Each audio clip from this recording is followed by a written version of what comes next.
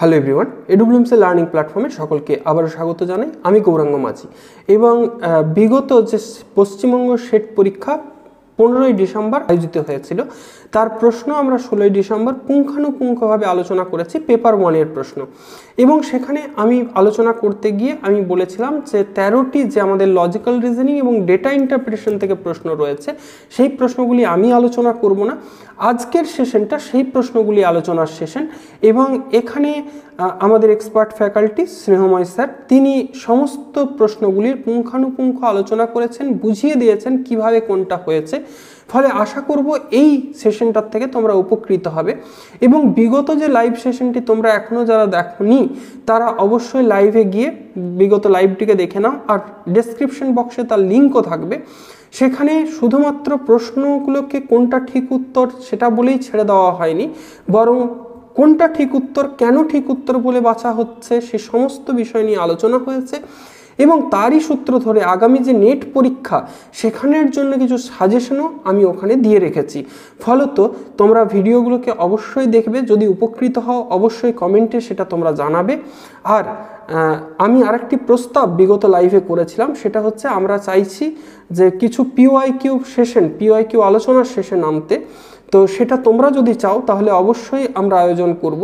তোমরা চাও কি না সেটা তোমরা কমেন্টে লিখে জানাবে অবশ্যই, হ্যাঁ বা না তোমরা চাও কি না। তাহলে আমরা আয়োজন করব পেপার 1-এর পিওয়াইকিউ আলোচনার একটা সেশন, অন্তত পক্ষে পরীক্ষা যতদিন না হচ্ছে ততদিন পর্যন্ত। ধন্যবাদ সকলকে, তোমরা ক্লাসটা দেখো, আশা করি তোমরা উপকৃত হবে। ঠিক আছে, স্যারকে অনুরোধ করব যে স্যার আপনি সেশনটা শুরু করুন এবং প্রশ্নগুলোকে আলোচনা করে দিন ছাত্রছাত্রীদের জন্য।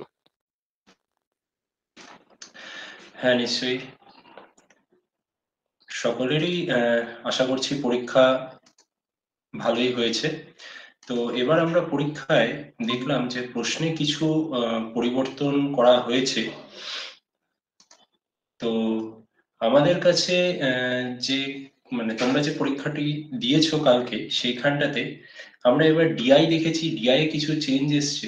যে ডিআই এ আগেকার বছরে যেগুলো হয়েছিল যে একটি ডিআই থেকে 2, 3টে এরকম কোয়েশ্চেন এসছে, কিন্তু এই বছর দেখা গেছে যে একটি ডিআই দিয়ে সেখান থেকে একটি মাত্র কোয়েশ্চেন, ঠিক আছে, সেটা এসছে। এবং যার ফলে বিভিন্ন কোয়েশ্চেন সলভ করতে মনে হয়েছে অনেকটা টাইম কনজিউমিং ব্যাপার একটা হয়ে যাচ্ছে। তো আমরা প্রথমেই যদি কোয়েশ্চেনটাতে আসি, যে প্রথম যে কোয়েশ্চেনটা আমাদের একটা ডিআই এর কোয়েশ্চেন, ঠিক আছে, যে একটি নির্দিষ্ট দেশে 504টি বিশ্ববিদ্যালয় এবং 25,991টি মহাবিদ্যালয় বা কলেজ রয়েছে, ঠিক আছে। তাহলে এবং এই দুটোকেই আমাদের কি হয়েছে, তিনটে করে ভাগে ভাগ করা হয়েছে, গ্রেডে ভাগ করা হয়েছে। ইউনিভার্সিটির মধ্যেও আমরা দেখতে পাচ্ছি 3টে গ্রেড আছে, গ্রেড 1, গ্রেড 2, গ্রেড 3, এবং কলেজের মধ্যেও গ্রেড 1, গ্রেড 2, গ্রেড 3। আচ্ছা, ইউনিভার্সিটি আমরা দেখতে পাচ্ছি কটা আছে, 504টি ইউনিভার্সিটি আছে এবং 25,951টি আমাদের কি আছে, কলেজ আছে। তাহলে এই যে ইউনিভার্সিটির গ্রেড 1, গ্রেড 2, গ্রেড 3, এটার কাউন্টটা হবে কত, এই 504-এর মধ্যে থেকে। এবং কলেজের যে গ্রেড 1, গ্রেড 2, গ্রেড 3, এটা হবে 25,951-এর মধ্যে থেকে। তাহলে আমাদের কি বলেছে যে দুটো মিলিয়ে, এই ইউনিভার্সিটি এবং কলেজ মিলিয়ে শতকরা বলেছে, কিন্তু আমাদের টোটাল জিজ্ঞেস করেনি, আমাদের হচ্ছে শতকরা কতগুলি গ্রেড 3-তে পড়ে। তাহলে আমরা যদি দেখি যে ইউনিভার্সিটির কতগুলি গ্রেড 3-তে পড়ে, তাহলে আমাদের এখানটাতে করতে হবে কি, 504টি ইউনিভার্সিটির মধ্যে গ্রেড 3 এ দেখো যে সিম্বলটা, সেটা হচ্ছে 7%টা। তাহলে 504-এর 7% হচ্ছে আমাদের গ্রেড 3-তে পড়ছে। তাহলে 504-এর 7% হচ্ছে 4 7 28, 5 7 35, এবং 100 দিয়ে ভাগ করা মানে হচ্ছে, আমরা জানি প্রত্যেকটা সংখ্যার শেষে আমাদের দশমিক থাকে। 100 দিয়ে ভাগ করা মানে হচ্ছে 2 ঘর আগে, যতগুলো জিরো তত ঘর আগে হচ্ছে আমাদের দশমিক চলে আসে। এটা আমরা ছোটবেলায় শিখেছি। তার মানে আমাদের ইউনিভার্সিটি কতগুলো হচ্ছে, 35.28। এই কটা ইউনিভার্সিটি হচ্ছে আমাদের গ্রেড 3 এর ইউনিভার্সিটি। এটাই হচ্ছে কি আমাদের গ্রেড 3 এর ইউনিভার্সিটি, ঠিক আছে। এরপর যদি আমরা কলেজের মধ্যে আসি, কলেজেরও কাউন্ট হচ্ছে কি, গ্রেড 1, গ্রেড 2, গ্রেড 3। আমাদের এটারও গ্রেড 3 জিজ্ঞেস করেছে, এবং এটার গ্রেড 3 কোনটা, এই 23%টা, ঠিক আছে। তাহলে আমরা দেখছি যে 25,951টি আমাদের কলেজ আছে, তার মধ্যে 23% আমাদের হচ্ছে কি গ্রেড 3 এর কলেজ। আচ্ছা, এবার এটা একটা খুব লেন্দি একটা গুণ হয়ে যায়। এটাকে আমরা ইজিলি কিভাবে করব? আমরা 23 কে আমরা ভাগ করে নিতে পারি 20 প্লাস 3 এ। তার মানে আমরা একবার 25,951 ইনটু 20 করব, একবার 25,951 ইনটু 3 করব। তাহলে 25,951 ইনটু যদি আমরা 20 করি, তাহলে কি হচ্ছে যে 2 1 2, 5 দুগুণে 10 এর 0, হাতে 1, 9 দুগুণে 18, একে 19 এর 9, হাতে 1, 25 দুগুণে 50, আর একে 51। এটা হচ্ছে 2 দিয়ে এবং লাস্টে একটা 0। ঠিক আছে, এটা হয়ে গেল আমাদের 20 দিয়ে গুণ করলে, এবং 3 দিয়ে গুণ করলে কত হবে? এবং আমরা যদি 3 দিয়ে গুণ করি তাহলে দেখতে পাচ্ছি 3 1 3, 3 5 15 5, হাতে 1, 3 9 27, একে 28 এর 8, হাতে 2, 3 25 75, আর 2 হচ্ছে 77। তাহলে তাহলে আমাদের এখানটাতে দুটো যে ডিজিট আসলো, এটা হচ্ছে 20 দিয়ে গুণ করা এবং এটা হচ্ছে 3 দিয়ে গুণ করা, এবং টোটালটা করলে আমাদের হয়ে যাচ্ছে কত? 3, 5 আর 2 হচ্ছে 7, 8, 9 আর 9 আর 7 হচ্ছে 16, 6, হাতে 1, 7 একে 8, একে 9, 5 9 6 8 7 3, এবং এখানটাতে আমাদের ভুলে গেলে চলবে না, নিচে কিন্তু 100 দিয়ে ভাগ আছে। 100 দিয়ে ভাগ মানে এর আগে একটা পয়েন্ট চলে আসবে। তো আমরা জানলাম কি, যে ইউনিভার্সিটির মধ্যে আমাদের 35.28টা হচ্ছে গ্রেড 3 এর মধ্যে পড়ে, এবং কলেজের মধ্যে 5968.3 হচ্ছে কি আমাদের গ্রেড 3 এর মধ্যে পড়ে। তাহলে এই দুটো টোটালটা আমাদের কি বলেছে, সম্পূর্ণ শতকরা কত ভাগ হচ্ছে কি, এই যে শতকরা কত ভাগ আমাদের বলেছে যে শিক্ষা প্রতিষ্ঠান দুটো মিলিয়ে, ইউনিভার্সিটি এবং কলেজ মিলিয়ে শতকরা কতগুলি গ্রেড 3 তে পড়ে। তাহলে আমাদের গ্রেড 3 টা আগে যোগ করে নিতে হবে। গ্রেড 3 এর আমরা প্রথমেরটা দেখলাম কত? প্রথমেরটা দেখলাম 5, আচ্ছা 35.28, এটা হচ্ছে আমাদের ইউনিভার্সিটি, এবং 5968.73, ঠিক আছে, এটা হচ্ছে কি ইউনিভার্সিটি, এটা হচ্ছে কলেজ। এবার এই দুটোকে যদি আমরা যোগ করি, 35.28 যোগ 5968.73, এই দুটোকে যদি আমরা যোগ করি তাহলে কি হচ্ছে, যোগ করে দেখি, 8 আর 3 11 এর 1, হাতে 1, 7 2 9 একে 10 এর 0, হাতে 1, 8 5 13, একে 14 4, হাতে 1, 6 3 9 একে 10 এর 0, হাতে 1, 59 আর একে 60, 6004.01, এটা হচ্ছে টোটাল গ্রেড 3 এর মধ্যে পড়ছে। এই টোটাল হচ্ছে কলেজ প্লাস ইউনিভার্সিটি মিলিয়ে টোটাল গ্রেড 3 এর মধ্যে পড়ছে। তাহলে আমাদের যদি শতকরা বের করতে হয়, এবং শতকরা বের করতে গেলে আমাদের কি করতে হবে, আগে দেখতে হবে যে ইউনিভার্সিটি এবং কলেজ এই দুটো মিলিয়ে কতগুলো আছে। তাহলে 25,951টি কলেজ এবং 504 এটা হচ্ছে ইউনিভার্সিটি। তাহলে 4 একে 5, 5 9 5 14 4, হাতে 1, 25 একে 26, টোটাল হচ্ছে কলেজ প্লাস ইউনিভার্সিটি মিলিয়ে মোট হচ্ছে 26,455টি। এবার আমাকে বলেছে গ্রেড 3 কতগুলো, দুটো মিলিয়ে, তার মানে হচ্ছে 6,004.01। এটার এটা হচ্ছে গ্রেড 3 এর কলেজ আউট অফ 26455, এবং এটার 100 শতকরা যেহেতু জিজ্ঞেস করেছে, বারবার বলছি শতকরাটা কিন্তু আমাদেরকে মাথায় রাখতেই হবে, শতকরাটা। তাহলে 6,004.01 বাই 26,455 ইন্টু 100। এবার এটা একটা আমাদের খুব লেন্দি গুণ হয়ে যাচ্ছে বা ভাগ হয়ে যাচ্ছে। তার জন্য আমরা যে প্রসেসটা যেটা আমরা ফলো করব সেটা হচ্ছে কি, অ্যাডিশনের মাধ্যমে। অ্যাডিশনের মাধ্যমে কিভাবে? অ্যাডিশনের মাধ্যমে, আচ্ছা 26,455 কত পার্সেন্ট আমাকে জিজ্ঞেস করেছে, তাহলে 26,455 কত পার্সেন্ট হচ্ছে 6,004.01। আচ্ছা, আমরা যদি দেখি 26,455 এটা নিজের 100%, ঠিক আছে, তাহলে এটা 10% কত হবে? এটা 10% হবে হচ্ছে কত, 10% সমান সমান হচ্ছে 2645, এবং এটার 1% কত হবে, 264.55। বোঝা গেল? 10% বের করা মানে 10 দিয়ে ভাগ, 10 দিয়ে ভাগ মানে দশমিক একটা ঘরে আসা, 1% বের করা মানে 100 দিয়ে ভাগ, 100 দিয়ে ভাগ মানে হচ্ছে দশমিক দুটো ঘর আগে আসা। ঠিক আছে, তাহলে এটা হচ্ছে 10%, এটা হচ্ছে 1%। আচ্ছা, এবার যদি আমরা ভালো মতো লক্ষ্য করি যে 10% টার দিকে 2645.5, আমাকে যেতে হবে 6004 অব্দি। তাহলে 26.5 2645.5 আমরা যদি এটা 10%, আমরা যদি 20% করি তাহলে 2645.5 এর দুগুণ ইন্টু 2, তার মানে 2645 কে যদি 2 গুণ করি তাহলে আমাদের 26 দুগুণে 52, 45 দুগুণে 90, 0.5 কে দুটো করলে 1, তাহলে হচ্ছে আমাদের 5291। তাহলে আমাদের 20% মানে হয়ে যাচ্ছে কত? 5291। ঠিক আছে, 5291.0, এটা হচ্ছে আমাদের 20%। তাহলে আমরা দেখছি যে 20%এ আমরা কাছাকাছি চলে যাচ্ছি অনেকটা, তাহলে আমাদের 15% হতে পারে না, আবার 66.8 ও হতে পারে না, কারণ 10% যদি 2645 হয়, 60% মানে অনেক বেশি হয়ে যাচ্ছে আমাদের। ঠিক আছে, তাহলে আমাদের দুটো অপশনের মধ্যে এবার আমাদেরকে চেষ্টা করতে হবে যে কোনটা হচ্ছে 22.7 না 23.7। তার জন্য আমরা 20% অব্দি তো বের করে নিয়েছি, আগে আমরা 22 অব্দি যাই। তাহলে 22 অব্দি যদি যাই, 1% মানে 264.55, তাহলে এটা হচ্ছে আমাদের আরো 1%, মানে 20 এর সাথে আমরা প্লাস 1% করলাম, তাহলে আমাদের এটা বেরোলো। আরো 1% যদি যোগ করি তার মানে আরো 264.55 যদি আমরা যোগ করি, তাহলে আমাদের হয়ে যাচ্ছে কত? টোটাল 22%। দেখো, এটা 20%, এটা 1%, এটা 1%, এই দুটোকে যোগ করছি, তাহলে 5 5 10 এর 0, হাতে 1, 5 5 10, একে 11 এর 1, হাতে থাকলো 1, 4 4 8, একে 9, একে 10 এর 0, হাতে 1, 6 6 12, 12 আর 9 হচ্ছে 21, একে 22 এর 2, হাতে 2, 2 4 6 আর 2 8, তাহলে 5820.10। 22% সমান সমান 5820.10। আচ্ছা, তাহলে আমরা এখনো অব্দি কিন্তু 6000 এ পৌঁছাইনি। চলো তাহলে আমরা আরো একটা করে দেখি, তাহলে আরো 1% যদি বাড়াই, তার মানে 23% করা মানে হচ্ছে 5820 এর সাথে আরো 264.55 যোগ করা।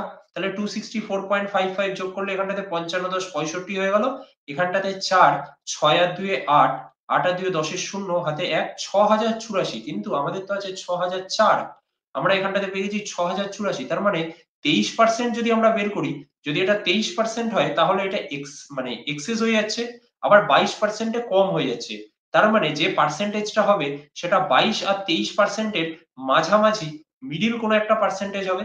এবার আমরা দেখতে পাচ্ছি 22 এর থেকে বেশি আর 23 এর থেকে কম, তাহলে 23 যদি না হয় 23.7 ও হবে না, এবং 22 এর থেকে বেশি হবে, তাহলে আমাদের এ নাম্বার অ্যান্সার 22.7, এটা আমরা এক্সাক্ট ক্যালকুলেট না করেও আমরা কিন্তু এখানটাতে বের করে নিতে পারছি যে 22% মানে হচ্ছে আমাদের 5820, 23% মানে হচ্ছে 6084, এবং এর মাঝামাঝিতে একটাই মাত্র ডিজিট আছে অপশনে 22.7, যেটা আমাদের অ্যান্সার হয়ে যাবে।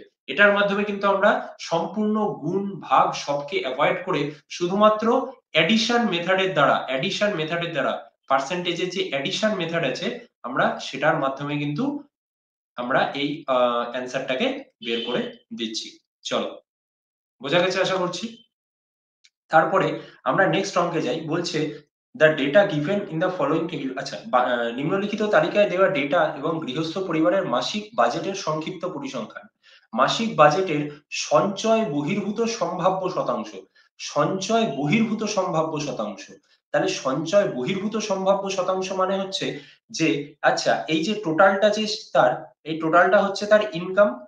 ঠিক আছে, ইনকামের মধ্যে ইনকামের মধ্যে কি আসছে? ইনকাম থেকে বেরোচ্ছে আমাদের এক্সপেন্ডিচার, ঠিক আছে, বা খরচ, এক্সপেন্ডিচার প্লাস সেভিংস। কিন্তু আমাদের বলেছে কি যে সঞ্চয় বহির্ভূত, তার মানে কি আমাদের বলেছে এক্সপেন্ডিচার, কারণ সঞ্চয় যেটুকু করছে, এই যে সঞ্চয়ের যে ভাগটা, এটা তার ইনকামের মধ্যেকার, কিন্তু আমরা এটাকে কিন্তু কাউন্ট করব না। আমরা কি বলেছে, আমাদের এই যে ফুড বা খাবার, পোশাক, রেন্ট এবং অন্যান্য আদার্স যে এক্সপেন্সেস যেগুলো আছে, সেগুলো মিলিয়ে টোটাল কত হচ্ছে তার সম্ভাব্য শতাংশ, মাসিক বাজেটের সম্ভাব্য শতাংশ। মাসিক বাজেট কোনটা? যেটা তার ইনকাম টোটালটা। ঠিক আছে, এবং আমরা যদি তার টোটালটা করি তাহলে দেখতে পাচ্ছি এখানটাতে 4000, 2 6000, 7000, 8000 এবং 800, 200, 1000, তার মানে 9000। তাহলে তার টোটাল এক্সপেন্ডিচার হচ্ছে 9000 টাকা। ঠিক আছে, এটা হচ্ছে তার এক্সপেন্ডিচার। ঠিক আছে, এবং তার সেভিংস হচ্ছে 1500 টাকা, সেভিংস হচ্ছে 1500 টাকা। তাহলে তার টোটাল ইনকাম দাঁড়াচ্ছে কত? 9000 আর 1500, 10500 টাকা। 10,500 টাকা হচ্ছে তার টোটাল ইনকাম। ঠিক আছে, তাহলে ইনকামের মধ্যেকার আমাদের ইনকামের, হ্যাঁ, এই যে 10,500 কত পার্সেন্ট হচ্ছে 9,000, 10,500 কত পার্সেন্ট হচ্ছে 9,000, এটাই হচ্ছে তার এক্সপেন্ডিচার বা সঞ্চয় বহির্ভূত, সঞ্চয়ের বাইরে সেভিংস এর বাইরে বাকিটা এক্সপেন্ডিচারটা হচ্ছে তার সঞ্চয়ের বাইরে। এবার এটা ইনটু 100 যদি করি তাহলে তার শতকরা যেহেতু চেয়েছে সম্ভাব্য শতাংশ, ঠিক আছে, এখানকার দুটো শূন্য এখানকার দুটো শূন্য বাদ হয়ে গেল, 5 দিয়ে করলে 5 দুগুণে 10, 5 একে 5, 5 18 90, 1800, 3 দিয়ে আবার করলে এটা হচ্ছে 600 এবং 3 দিয়ে এটাকে করলে এটা হবে 7। তার মানে 600/7 করলে আমাদের এখানটাতে আসছে কত, 6 7 42, 7 8 56, 7 8 56, 4 40, তারপর হচ্ছে কত 5 7 35,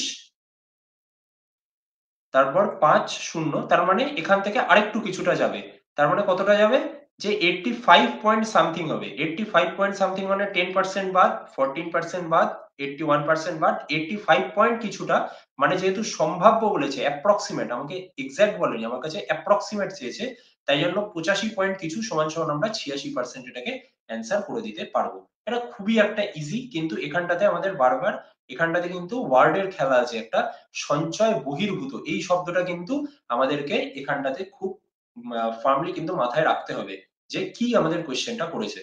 ঠিক আছে, চলো আমরা নেক্সট কোশ্চেনে যাই।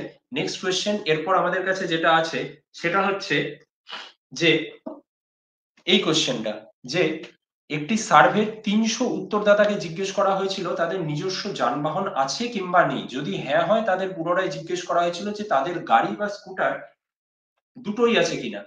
নিচে উত্তরগুলির পরিসংখ্যান নিচের সারণীতে দেওয়া হলো। তাহলে আমাদের 300 জনের মধ্যে টোটাল এই যে এই টোটালটা হচ্ছে কত 300। ঠিক আছে, তাদেরকে জিজ্ঞেস করা হয়েছিল কি তাদের নিজস্ব যানবাহন আছে না নিজস্ব যানবাহন নেই। ঠিক আছে, এবং যদি নিজস্ব যানবাহন থাকে তাদের গাড়ি কতজনের কাছে আছে, স্কুটার কতজনের কাছে আছে এবং দুটোই কতজনের কাছে আছে। কিন্তু আমাকে এখানটাতে অ্যান্সার দিয়েছে শতকরা কত উত্তরদাতার স্কুটার নেই। স্কুটার নেই, স্কুটার আছে কতজনের আমাকে জিজ্ঞেস করেনি, স্কুটার নেই কতজনের। আচ্ছা, তাহলে স্কুটার যখন নেই কতজনের জিজ্ঞেস করা হবে, আমরা কি করব, যাদের শুধুমাত্র গাড়ি আছে তাদের স্কুটার নেই, তাহলে সেটা পুরুষ 40 জন, মহিলা 34 জন, এবং যাদের স্কুটার আছে তাদের তো স্কুটার নেই এর মধ্যে আমরা ধরবো না। আবার যাদের দুটোই আছে তাদেরও তো স্কুটার আছে, আমরা তাদেরকেও এখানটাতে কিন্তু এই সংখ্যাগুলো ধরবো না, যেরকম যাদের স্কুটার আছে, আবার যাদের দুটোই আছে তাদের গাড়িও আছে স্কুটারও আছে, তাহলে এইটাও ধরবো না।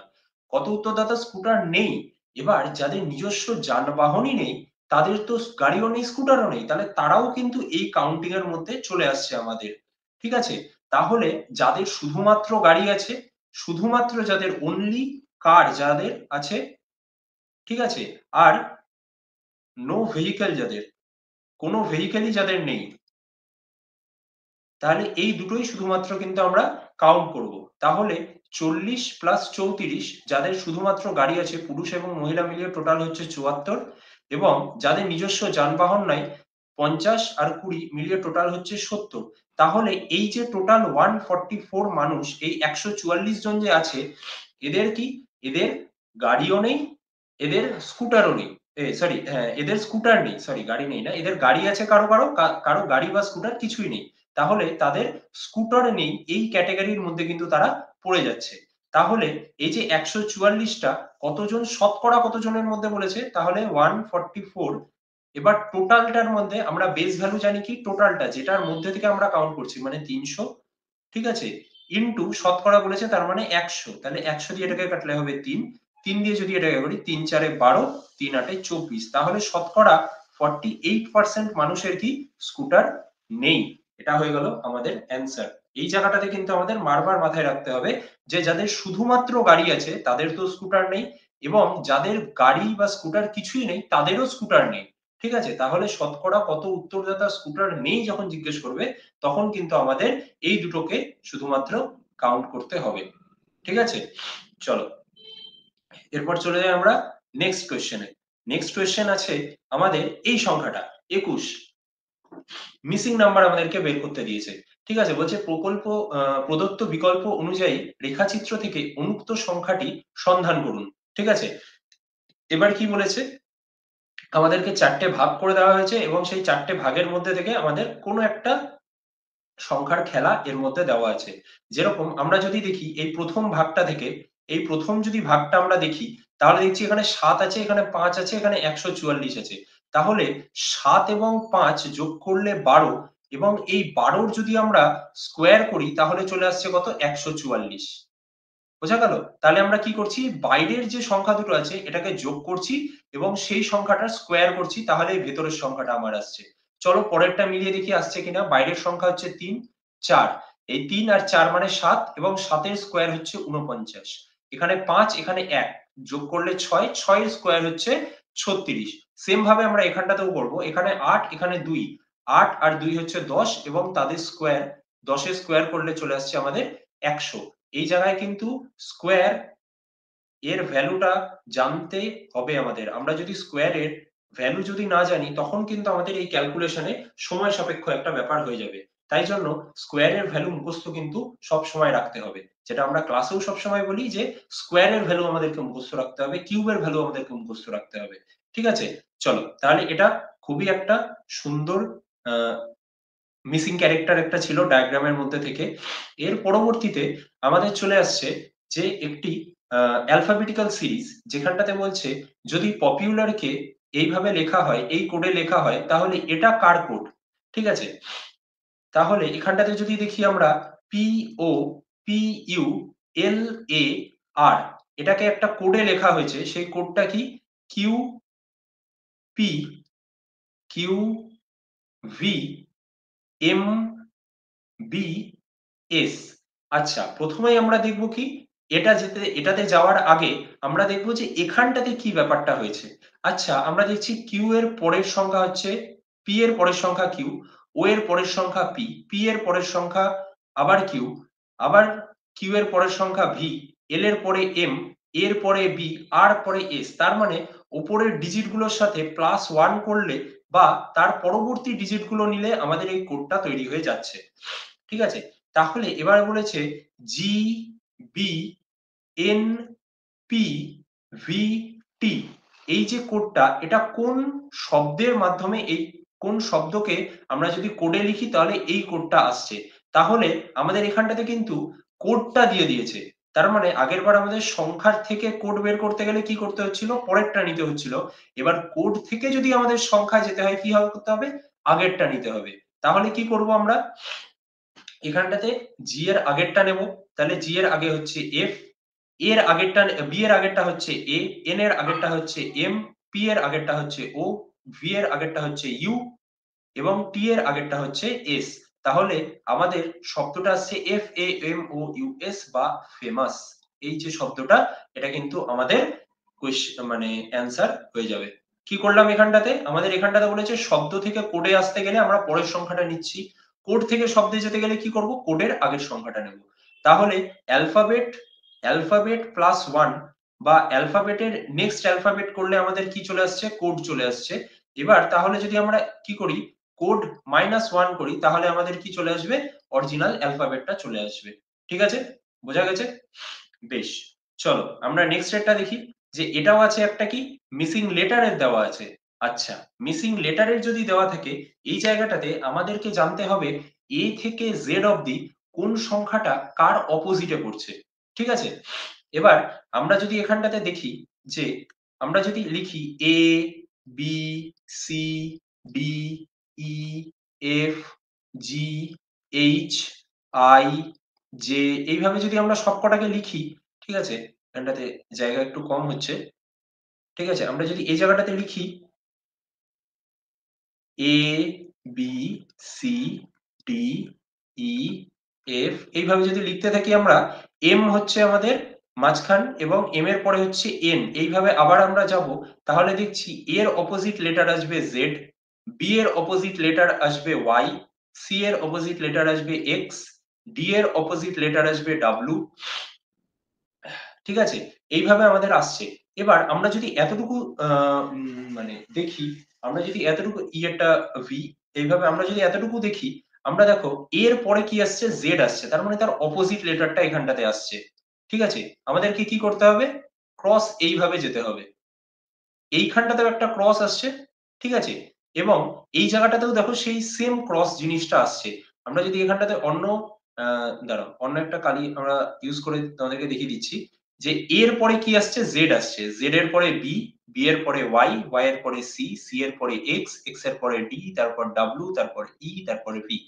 এইখানটাতেও কিন্তু আমাদেরকে সেম প্যাটার্ন মেইন করে যেতে হবে।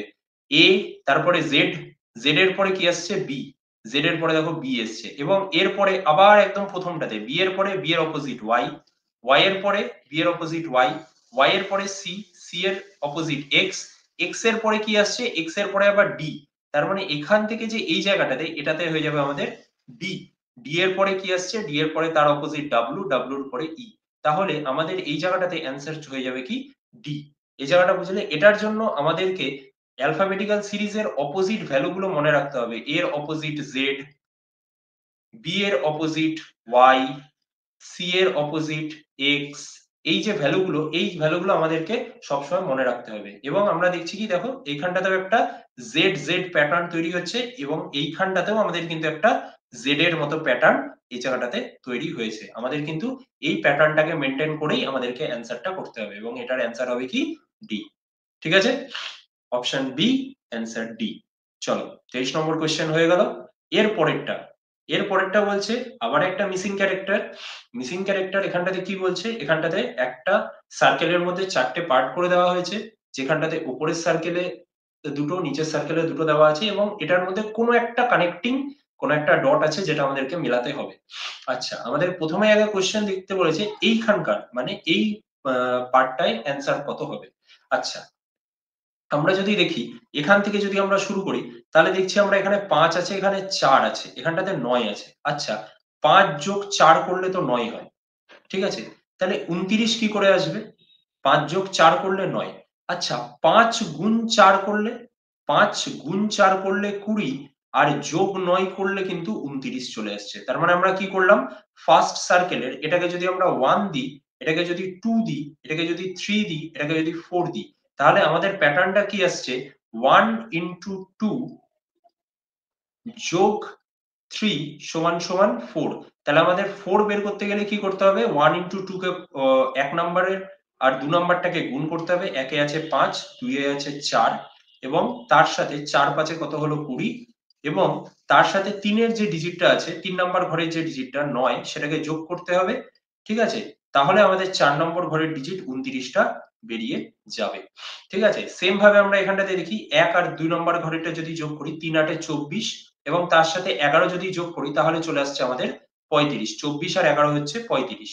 সেম ভাবে আমরা কি করব, 9 আর 4, 3 9 27, 4 9 36, 36, তার মানে ইনটু করে 9 into 4, সেম 9 into 4, 9 into 4 সমান সমান হচ্ছে 36, এবং এই 36 এর পরে যদি আমরা 13 যোগ করি, প্লাস 13 করি, তাহলে প্লাস 13 করলে আমাদের হয়ে যাবে কত, 49। তাহলে এই জায়গায় অ্যান্সার হচ্ছে আমাদের 49। এটা হয়ে গেল আমাদের অ্যান্সার।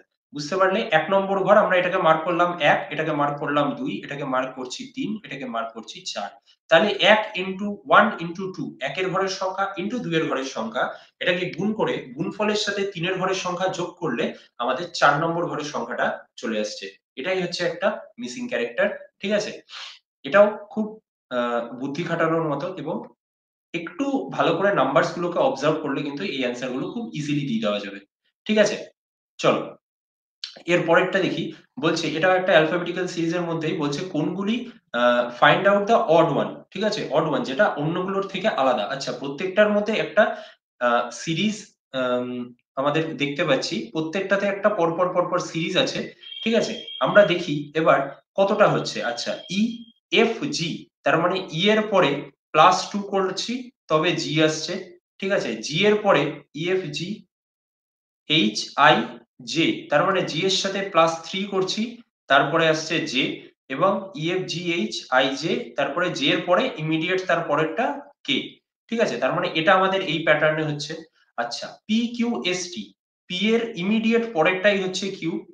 ঠিক আছে, আর এস মানে তারপরে +2 করলে হচ্ছে আমাদের এস, তারপরের ইমিডিয়েটটা হচ্ছে টি। তার মানে আমরা 1 নম্বরে একটা প্যাটার্ন পেলাম, 2 নম্বরে একটা প্যাটার্ন পেলাম।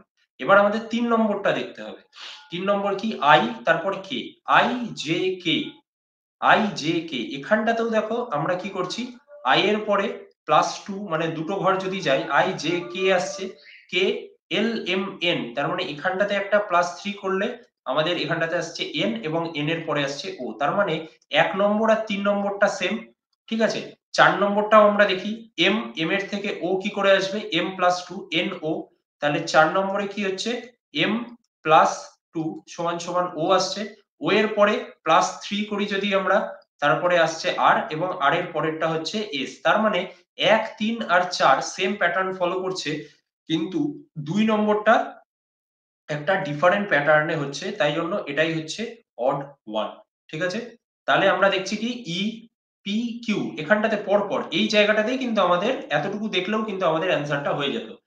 এটাতে ই এফ জি দুটো পার হচ্ছে, আই জে কে দুটো পার হচ্ছে, এম এন ও দুটো পার হচ্ছে, দুটো লেটার পরেরটা হচ্ছে সেকেন্ডেরটা, সেকেন্ড 2 নম্বর ঘরের লেটারটা, কিন্তু এখানটাতে পি কিউ পরপর দুটো লেটার পরপর চলে আসছে, তাই জন্য আমাদের কিন্তু এখানটাতে এইটা হয়ে যাবে অড ওয়ান, বাকি তিনটের থেকে এটা কিন্তু অড ওয়ান।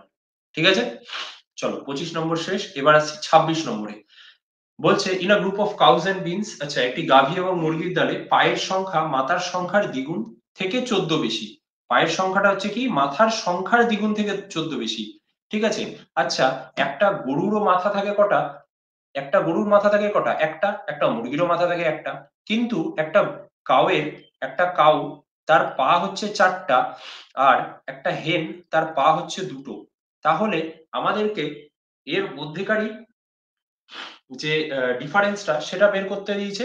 ঠিক আছে, আচ্ছা তাহলে আমরা যদি এখানটাতে একটা লিখে নিই, যে এইভাবে যদি আমরা একটা ছক টেনে নিই নিজের সুবিধার জন্য, এখানটাতে লিখলাম আমরা হেড, এখানটাতে লিখছি আমরা লেগ, এখানটাতে কাউ, এখানে হেন। ঠিক আছে, কাউয়ের হেড হচ্ছে একটা, হেনের হেড হচ্ছে একটা, কাউয়ের লেগ হচ্ছে 4টে, হেনের হচ্ছে 2টো। আচ্ছা কাউকে আমরা যদি এক্স দিয়ে রিপ্রেজেন্ট করি আর হেনকে যদি ওয়াই দিয়ে রিপ্রেজেন্ট করি, তাহলে কি বলছে আমাদের কাউ প্লাস হেন। ঠিক আছে, কাউ প্লাস হেনের হেডের টোটালটা কত হবে, একটা, একটা হচ্ছে এক্স প্লাস ওয়াই, এটা হচ্ছে কাউ প্লাস হেন সি প্লাস এইচ এর হেড সংখ্যা। ঠিক আছে, এবার এটার দ্বিগুণ মানে 2x প্লাস ওয়াই, এটার দ্বিগুণের 14টা বেশি, এর দ্বিগুণের যদি 14টা বেশি করি, তখন কি হচ্ছে কাউয়ের আর হেনের সব মানে টোটাল লেগস হয়ে যাচ্ছে। এবার একটা কাউয়ের লেগ কটা হবে, 4টে, তার মানে 4x, আর একটা হেনের হচ্ছে 2y, দুটো। ঠিক আছে, এবার আমরা যদি এই ইকুয়েশনটা সলভ করি, তাহলে কিন্তু আমাদের অ্যান্সারটা চলে আসবে, যেরকম এতটুকু করলে কি হচ্ছে 2x প্লাস 2y প্লাস 14 সমান সমান 4x প্লাস 2y। এবার যদি আমরা shuffle করে নিই, তাহলে কি হচ্ছে 4x minus 2x plus 2y minus 2y is equals to 14। কি করলাম আমরা, 4x এর এদিকে যদি 2x কে নিয়ে চলে আসলাম, আবার একটা 2y ছিল এদিকে 2y নিয়ে চলে আসলাম, তাহলে 4x থেকে একটা 2x বাদ হলো, যেহেতু এটা এখানে প্লাস ছিল অন্যদিকে গেলে মাইনাস হয়ে যাবে, এখানটা প্লাস ছিল এখানে গেলেও মাইনাস হয়ে যাবে, এবং 14টাকে আমরা রেখে দিলাম, তারপর কি করলাম একদিককে আরেকদিকে লিখে দিলাম। আচ্ছা এখানে প্লাস 2y মাইনাস 2y কেটে গেল, তাহলে আমাদের 4x মাইনাস 2x সমান সমান 2x থাকলো, এবং এদিকে 14 থাকলো, তাহলে 2x ইকুয়ালস টু যদি 14 হয়, তাহলে x সমান সমান 7, তাহলে x আমরা ধরে নিয়েছিলাম কাউ, তাহলে আমাদের এখানটাতে কাউ এর সংখ্যাই বলেছে, তাহলে কতগুলো কাউ আছে, 7টা। এটা হয়ে গেল আমাদের অ্যান্সার। ঠিক আছে, আমাদের জাস্ট এই ইকুয়েশনটাকে তৈরি করতে হবে, আমাদের এখানটাতে পড়ে পড়ে আমাদের ইকুয়েশনটাকে তৈরি করতে হবে, যদি আমরা ইকুয়েশনটা তৈরি করে নিই তারপর সলভ করে নিই, আমাদের অ্যান্সার চলে আসবে। বোঝা গেছে, চলো এরপর বলছে কি, এরপর বলছে একটা ভেন ডায়াগ্রামের মধ্যে দেওয়া আছে, বলছে কি যে নিচের ডায়াগ্রামটা লক্ষ্য করো, করে বলছে 500 প্রার্থী, তার মানে টোটাল ক্যান্ডিডেট কত ছিল 500, তার মানে আমাদের যা ক্যালকুলেশন হবে সেটা হবে সমস্তটা 500-র উপরে। ঠিক আছে, বলছে যে 500 প্রার্থী ইংরেজি, হিন্দি ও গণিতের পরীক্ষায় অংশ নিয়েছিল, রেখাচিত্রটি বিভিন্ন পরীক্ষায় ব্যর্থ হওয়া প্রার্থীদের সংখ্যা দিয়েছে। ব্যর্থ হওয়া, যারা পাস তাদের না, যারা ফেল তাদের। ঠিক আছে, কমপক্ষে 2টি বিষয়ে ব্যর্থ হওয়া প্রার্থীদের শতকরা হার কত।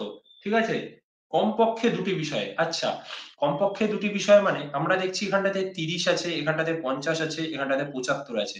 এখানকার 30 জন যেটা তারা শুধুমাত্র ইংরেজিতে ফেল করেছে, যারা 50 তারা শুধুমাত্র অঙ্কে, এবং যারা 75 তারা শুধুমাত্র হিন্দিতে। কিন্তু এই যে 12 যে সংখ্যাটা, এই 12টা হচ্ছে কি ইংরেজি আর গণিত দুটো বিষয়ে ফেল করেছে। তাহলে ইংলিশ আর ম্যাথ দুটো বিষয়ে যারা ফেল করেছে তাদের সংখ্যা হচ্ছে 12। আচ্ছা, ম্যাথ আর হিন্দির মাঝখানের এই যে 12টা তারা হচ্ছে কি ম্যাথ প্লাস হিন্দি এটাতে ফেল করেছে, এখানেও 12। আচ্ছা, এবার হচ্ছে ইংলিশ আর হিন্দির মাঝখানের এই যে 10 জন, তার মানে ইংলিশ প্লাস হিন্দি এই দুটোতে ফেল করেছে কতজন? 10 জন। তাহলে দেখো তো কমপক্ষে দুটি বিষয়ে ফেল করার মধ্যে এটাও আছে, এটাও আছে, এটাও আছে। আবার আমরা যে এইখানকার এই 5 জন যারা ইংলিশ হিন্দি গণিত তিনটেতেই ফেল করেছে, তারাও তো কমপক্ষে দুটি বিষয়ে ফেল করেছে।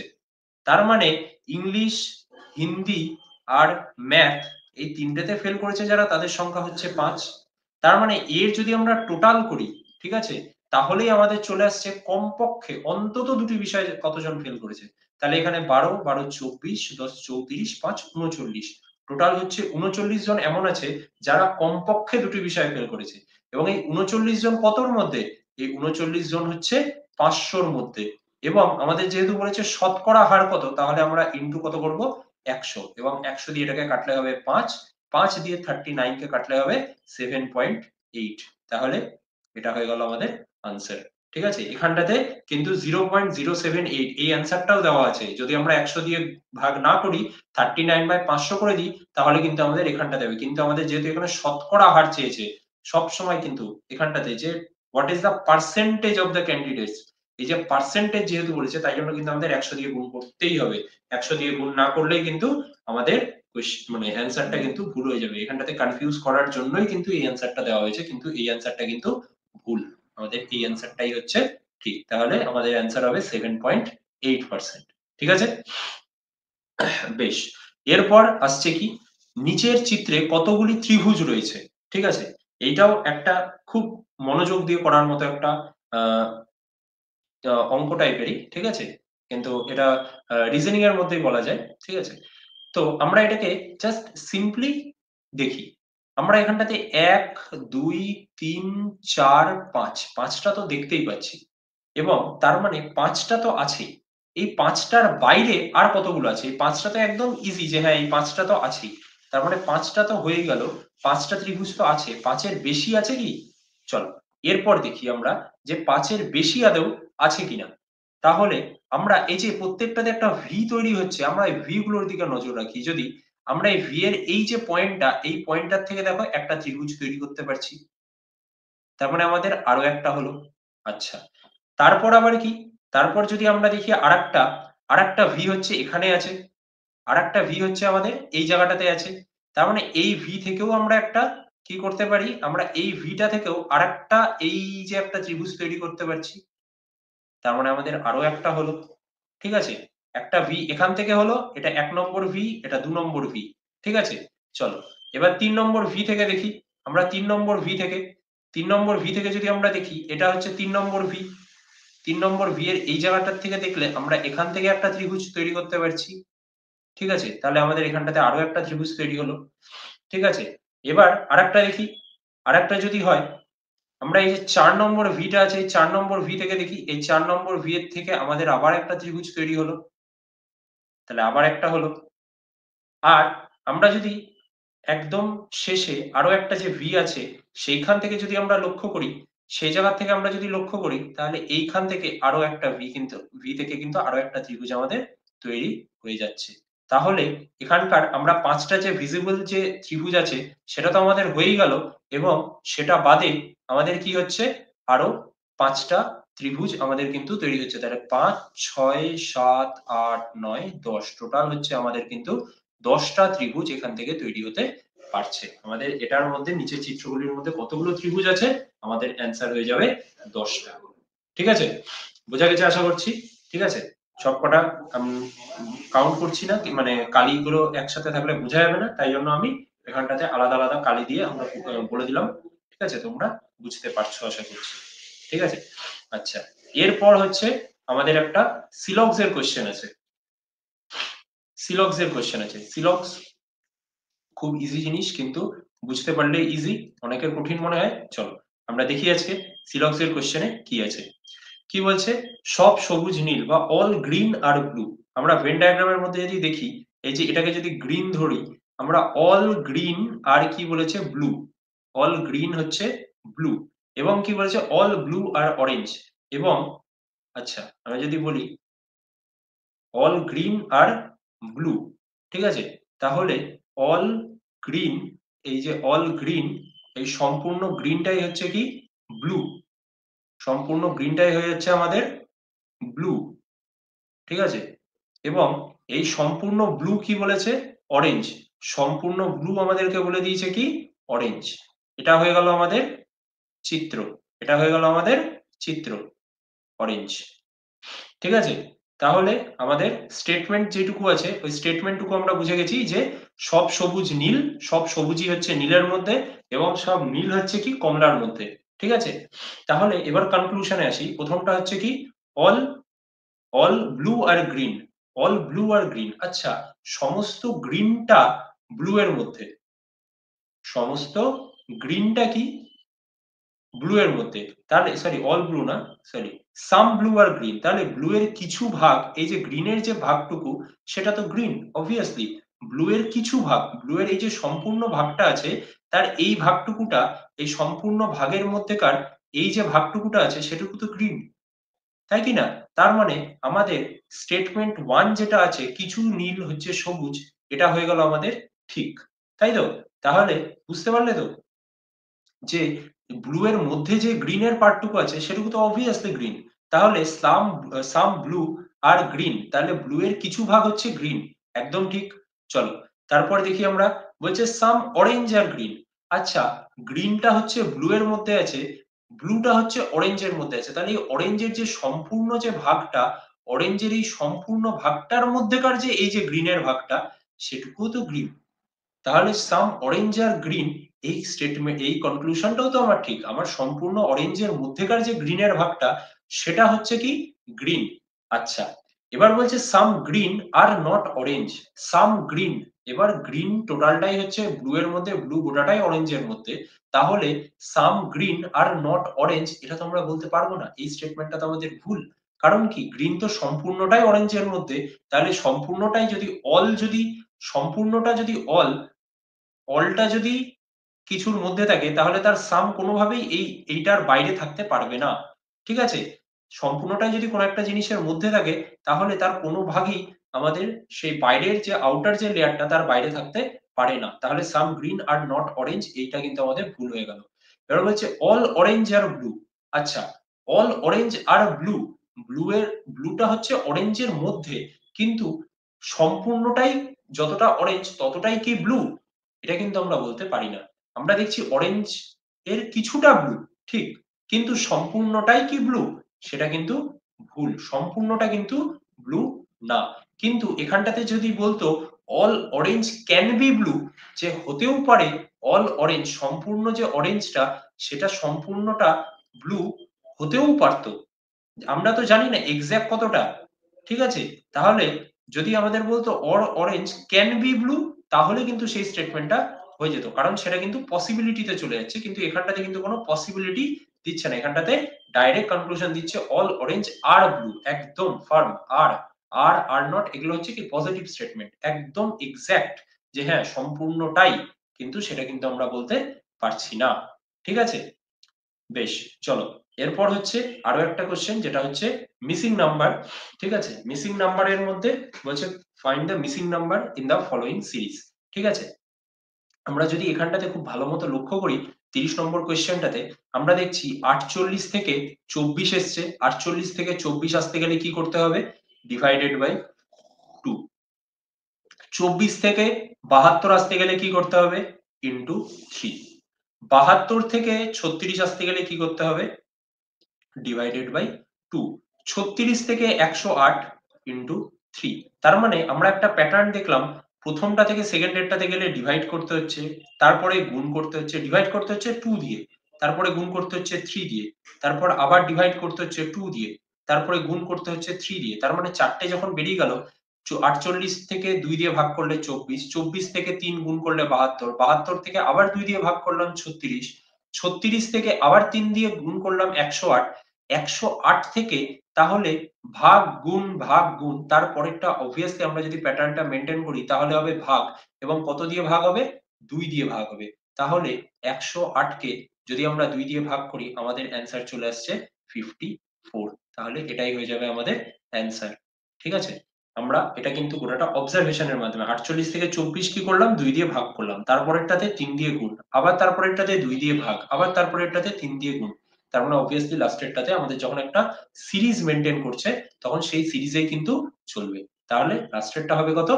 Divided by 2। তাহলে আমাদের 108 ডিভাইডেড বাই 2 করলে অ্যান্সার হয়ে যাচ্ছে 54। তাহলে এই কটা কোশ্চেনই হয়তো তোমাদের ছিল, এরপরে তো আর কোনো কোশ্চেন নেই। ঠিক আছে? বাকিগুলো গৌরাঙ্গ স্যার তোমাদের সাথে ডিসকাস করে দিয়েছেন। ঠিক আছে? আশা করছি কোনো সমস্যা নেই। যদি কোনো সমস্যা থাকে তোমরা কিন্তু জানাতে পারো। ঠিক আছে? Thank you everyone.